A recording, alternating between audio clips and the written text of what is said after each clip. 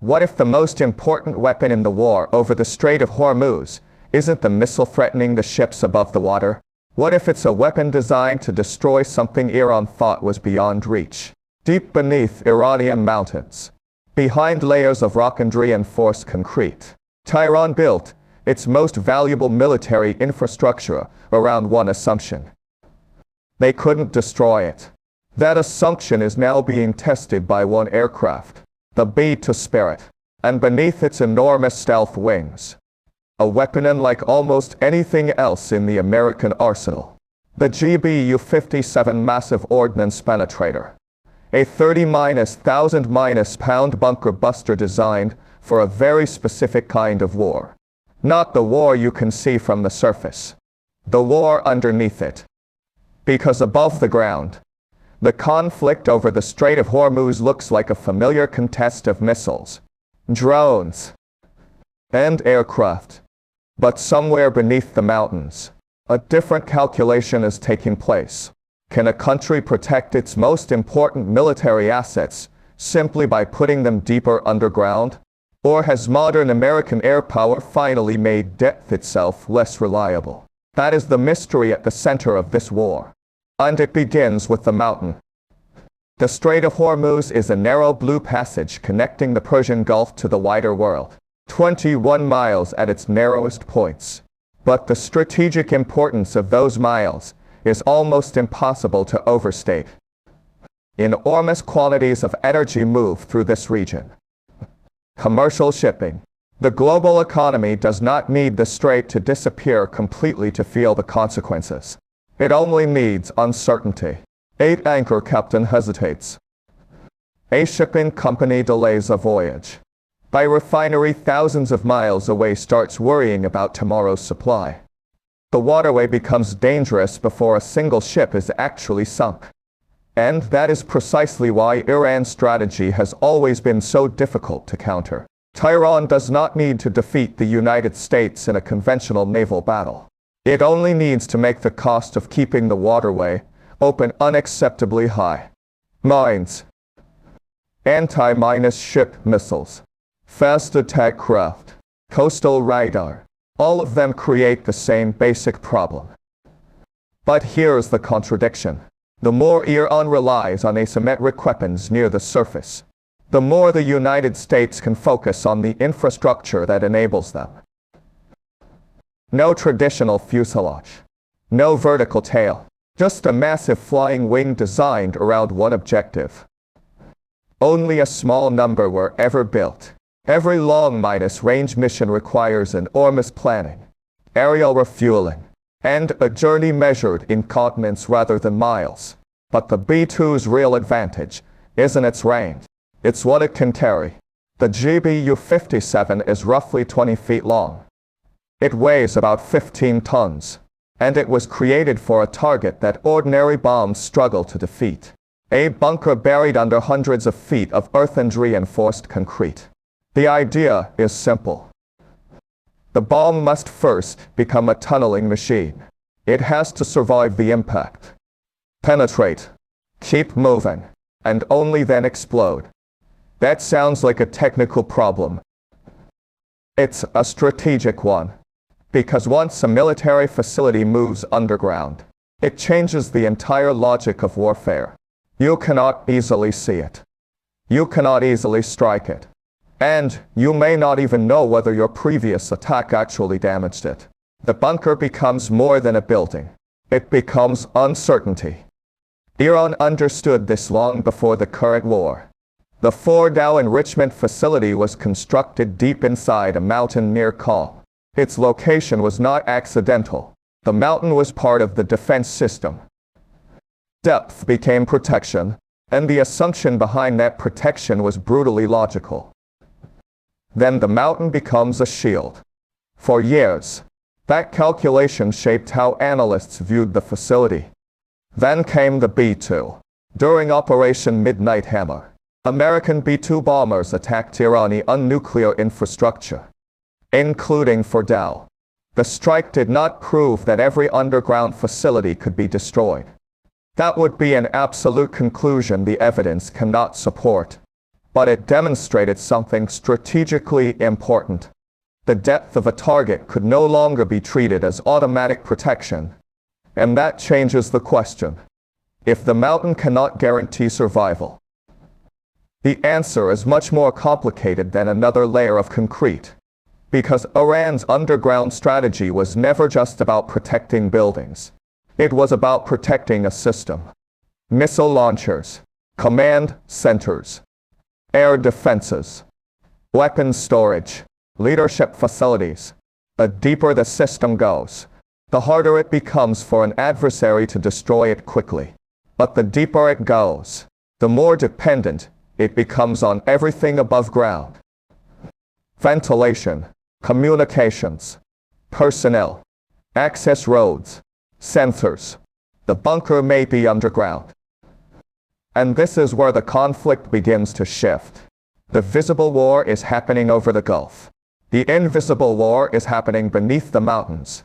And the two are connected. Every Iranian missile battery threatening commercial shipping requires a common structure. Every drone launch requires logistics. Every military headquarters needs people who have to move somewhere, destroy the weapon, and another may replace it, but disrupt the system that coordinates the weapons, and the entire battlefield begins to slow down. That is why the B2 matters beyond the size of the bomb it carries. It attacks the assumption that Iran can preserve strategic depth simply by moving deeper underground. But here's the problem. The United States may possess the world's most specialized weapon for reaching hardened targets. Iran does not need to defeat that weapon directly to remain dangerous. It only needs to survive long enough to keep the Strait of Hormuz contested. That is a very different challenge. A B-2 can destroy a bunker.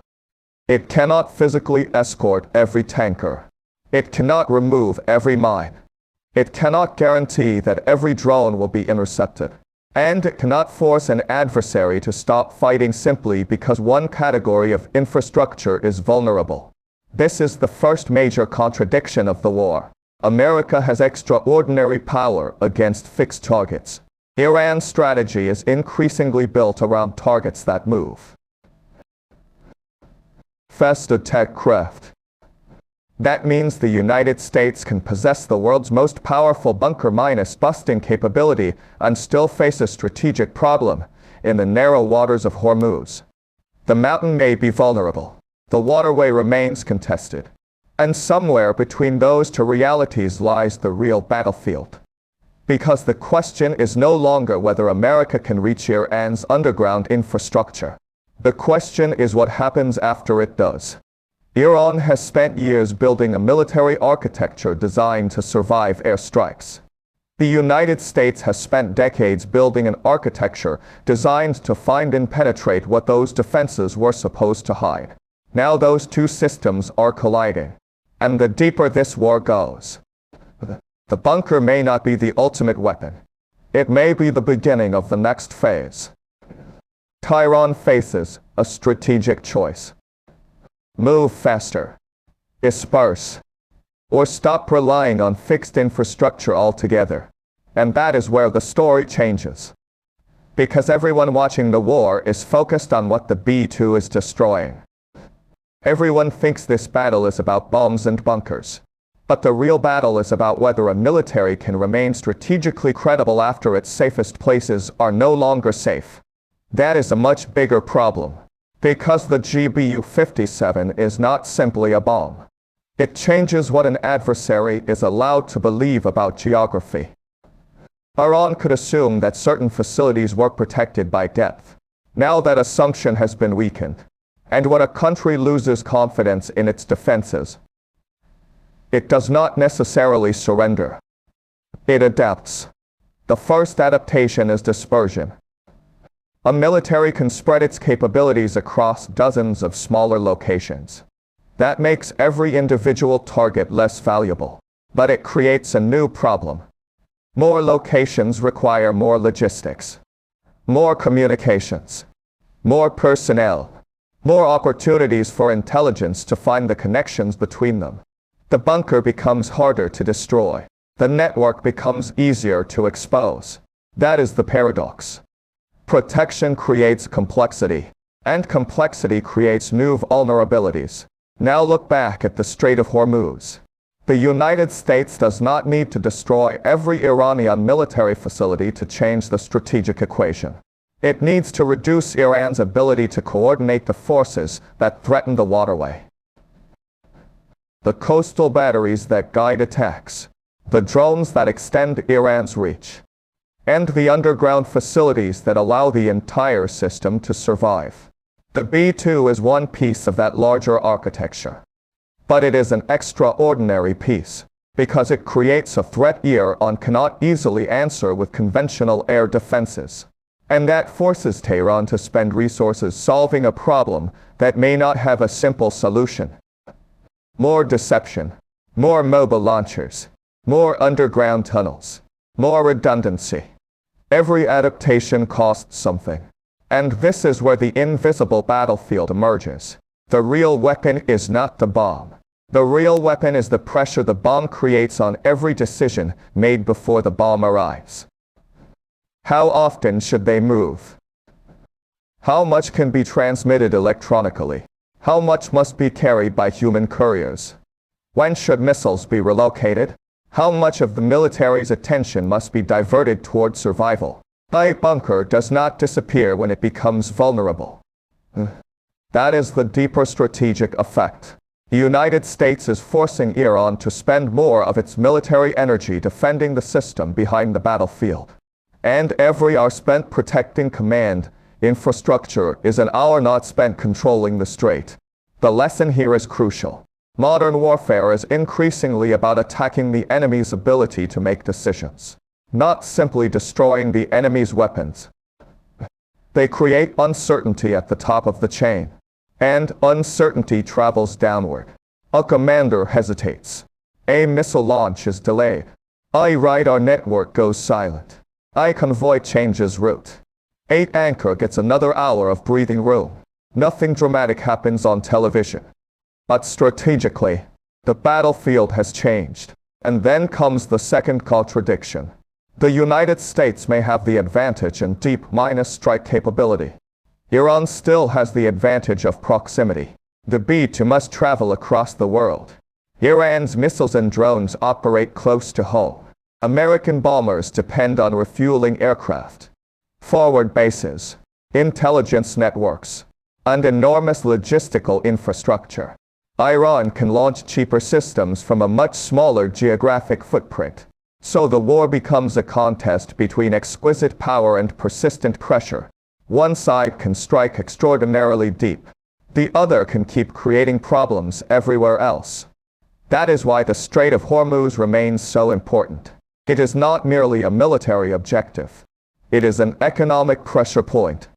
Oil prices respond to uncertainty. Shipping companies respond to risk. Governments respond to energy shortages. And ordinary consumers eventually respond to higher costs. A battle over a narrow waterway can therefore become a battle over political endurance. Washington may ask how long Iran can sustain the fight. Tehran may ask how long the United States and its allies will tolerate the economic consequences. Gulf states may ask whether American protection is enough. Europe may worry about energy markets. Asia may worry about supply.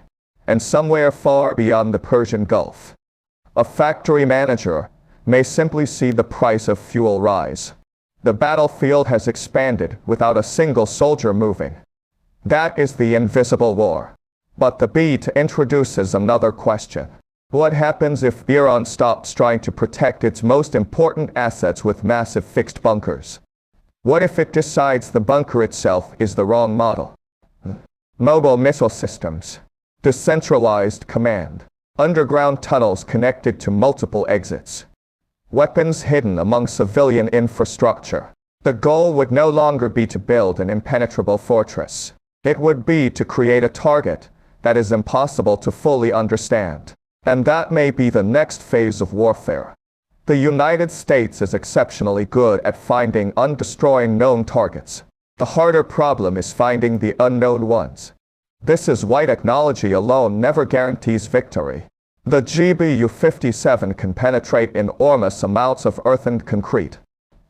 The B-2 can evade sophisticated radar. The United States can strike underground, but it cannot strike what it cannot locate.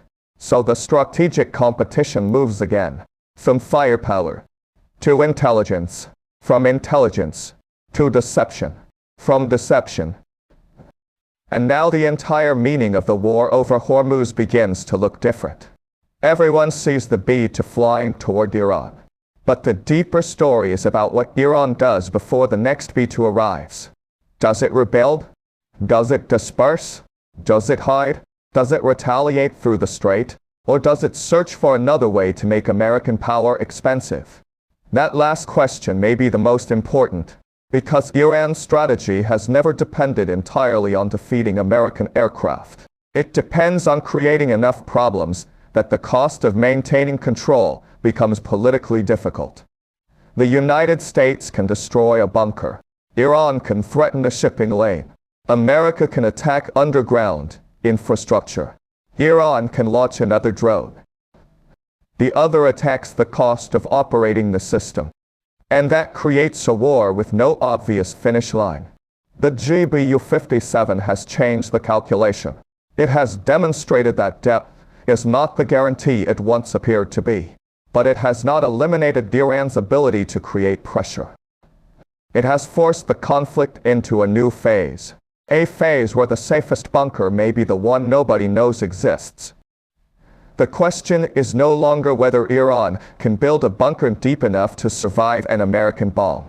The real question is whether any military can remain secure when the enemy can attack not only where its weapons are, but how its entire system thinks and survives. And that raises the most controversial question of all. If future wars are won by destroying the enemy's ability to coordinate rather than destroying every weapon it owns, will the decisive battlefield still be above ground? Will it exist somewhere we cannot even see?